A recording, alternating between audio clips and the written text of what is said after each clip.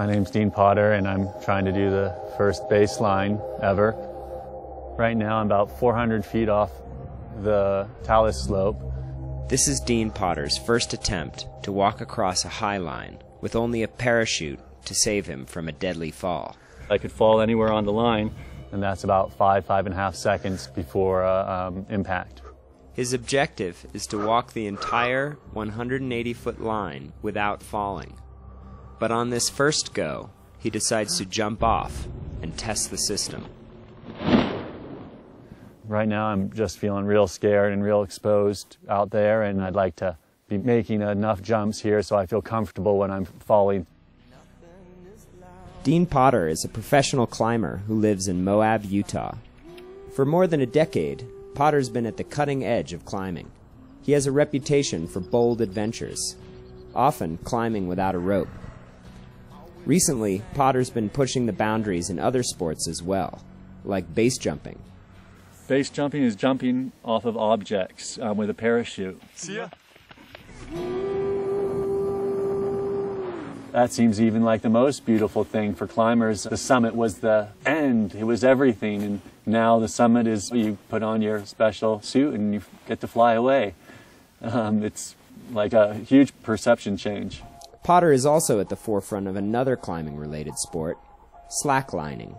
Climbers have made a tradition of slacklining as a way to pass the time in camp and work on their balance. Slacklining, for climbers, they always had all the materials to do it, and in camp. I think the Philippe Petit's walk opened a lot of people's eyes. You can walk between big buildings, and here they are around big rock faces. It wasn't long before climbers started looking to the lofty cliff edges to walk the slackline, a new sport called highlining. Walking a highline is way more difficult than walking a garden or yard line, just because there's consequence. In highlining, walkers protect themselves from a fall by leashing themselves to the line.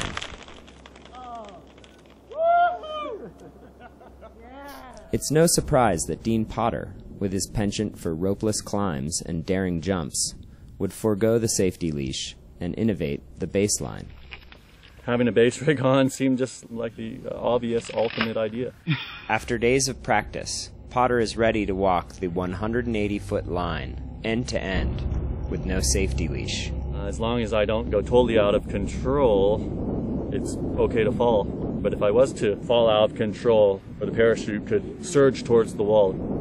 That's the base jumper's worst nightmare. And so I'm having that stuff rush through my mind while I'm out there trying to flow and groove. Makes baselining pretty tough, it seems. As Potter struggles to maintain his balance, he faces a split-second decision. Position for a jump, or, if he feels too out of control, try to grab the line as he's falling. Carrying the base rig on my back, it's about 10 pounds extra, and it's way more strenuous to catch. It makes me feel a little less secure of the catch.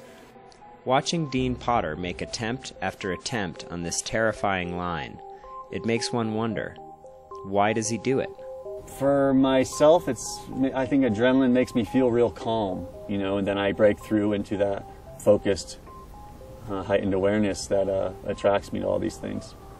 On his last attempt of the day, Potter looks solid on the line. But then, suddenly, he loses his balance, and just before falling out of control, he makes the jump.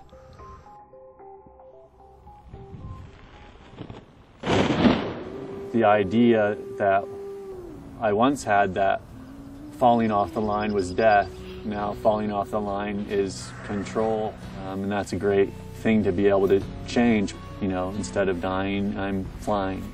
With his objective still unfinished, Potter will return to the canyon until he walks the line from end to end. I think it's going to happen, but I've learned to do things when I'm in control instead of pushing it in such a dangerous, deadly place.